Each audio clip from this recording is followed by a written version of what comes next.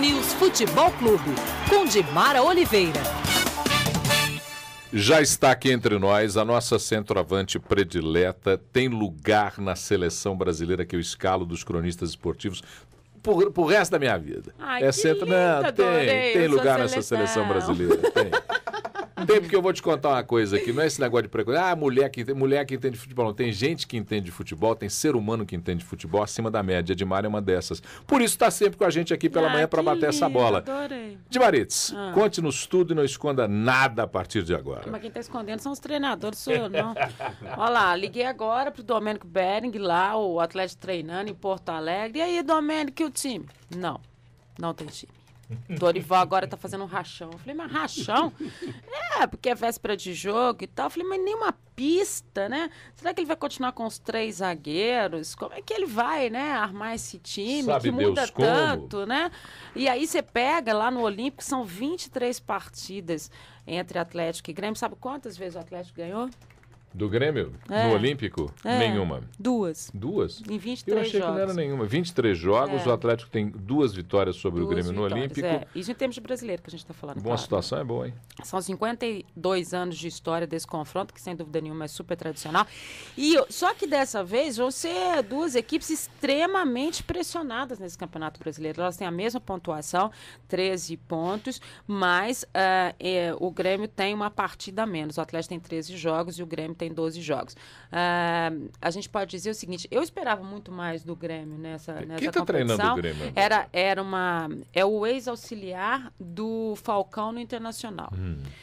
Não é ninguém assim que tenha esse histórico. Ele já esteve no comando do Grêmio de outras vezes. Sabe aquele interino que acabou virando? E algumas vezes ele igual teve o Marcelo Oliveira fazia aqui no Atlético. Exatamente.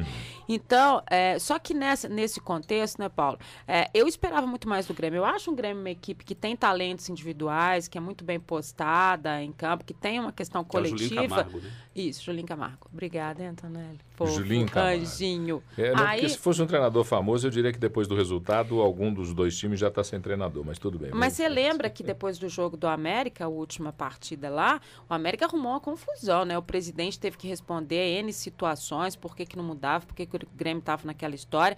Então a situação é uma situação de muita pressão. Quem sabe se o Atlético consegue jogar esta pressão do Grêmio a favor dele, né? Porque se o Atlético pressionar, jogar da forma como fez contra o Palmeiras na segunda etapa, né? Pressionando um pouco mais, a torcida fica contra, né, Antonelli? Claro. Ainda mais pressionando do jeito que eles estão pressionando. Então, quem sabe se o Atlético consegue trazer isso a seu favor, e aí seria interessante nessa saída esses 3 pontos para que houvesse uma recuperação. E tomara também que o Dorival não esteja tão confuso quanto a gente tem imaginado. Né? Que ele consiga estar montando uma equipe, lembrando que ele tem o Dudu Cearense de volta, que ele tem o Toró, ele tem opções de meio para poder estar armando uma equipe que, quem sabe, consiga sair mais para o jogo, que dê uma qualidade ofensiva melhor, quem sabe até com o André aí. Eu não acho que o André ainda tenha condições de 90 minutos, mas então começa com o André. Né? Tire ele 45, no decorrer da partida, que ele tenha essa condição. Ele tem que ganhar esse ritmo de jogo. E porque ofensivamente o Atlético não tem opções. Né? E eu sou sempre favorável, assim, coloca o que você tem de melhor no primeiro tempo, depois se você tiver que ajustar alguma situação, você vai ajustando para a segunda etapa. Pelo menos você jogou um tempo com o que você tem de melhor. Né? É verdade. E a rodada é a rodada ó para os mineiros, né? Porque Cruzeiro vai receber só o vice-líder do campeonato, o Flamengo, que está aí na cola do Corinthians. O Corinthians está, né, tropeçando e o Flamengo está ali se acertando. E o retrospecto, já que a gente falou do retrospecto do Atlético contra o Grêmio, o retrospecto do Cruzeiro contra o Flamengo é extremamente favorável em termos de campeonato brasileiro. São 7 vitórias consecutivas em Minas Gerais do Cruzeiro sobre a equipe carioca, então já é uma estatística favorável. Se o número der certo também, ia ser uma beleza, né? Porque a gente não sabe nunca o que isso vai dar. O Cruzeiro, que agora de manhã confirmado, o Roger não joga, uma entorse no joelho, então perde o Joel aquela condição de ter Roger e Montijo começando ali pelo meio, dando uma maior movimentação. Quem sabe se agora ele coloca o Gilberto por ali, na sua posição original, que poderia tá dando essa sequência. Mas o problema maior do Cruzeiro mesmo é a questão do ataque. É a questão que não adianta Ortigosa, Brandão, Reis, nada disso tem interferido nesse contexto de ofensividade do Cruzeiro. Tecnicamente, o time continua perdendo muito sem o Thiago Ribeiro.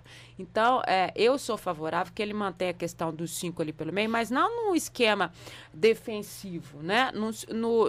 Vamos lá, congestionando o meio-campo de forma inteligente, como ele fez com o Corinthians. Eu acho que tem que ser esse o caminho do Cruzeiro. Mas também não falou o time, também não deu para ninguém ver nada, deu um treinamento técnico só, porque agora o mistério virou a tônica, né? Você falou a respeito da estatística e eu lembrava de 2 frases. O João Saldanha dizia que se Macumba ganhasse jogo, o Campeonato Baiano terminaria empatado. E o Oswaldo Brandão dizia que se Número ganhasse jogo, o time da faculdade de matemática era campeão todo ano. Com certeza. E eu não ia ser campeão nunca, porque eu era péssima de matemática. E agora, vamos lá. Tem o América, né? América com o Givanildo. Antônio Lopes pediu boné, como a gente antecipou aqui, que eu tinha achado muito estranha. Difícil, Muito estranha a entrevista dele, parecia que ele não ia dar conta mesmo. Daí o Givanildo já veio ontem, já conversou, já acertou, mas quem vai comandar é mesmo o Milagres, que vai comandar o time contra o Corinthians. Que é o líder do Campeonato Brasileiro e que eu adoraria por alguns motivos, porque ouvi da imprensa paulista uma série de desaforos a respeito do América.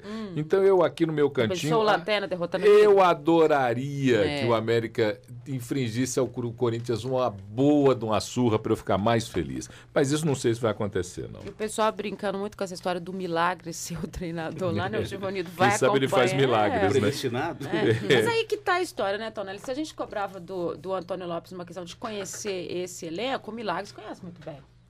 O Milagres, além de conhecer tudo que envolve o América, ele conhece muito bem esse grupo de jogadores, né? Nessa formação aí. Tá parecendo que ele vai aparecer mesmo com o Kempis e o Léo no ataque, o Neneca lá mantido no gol, e vamos ver o que o América arruma contra o Corinthians.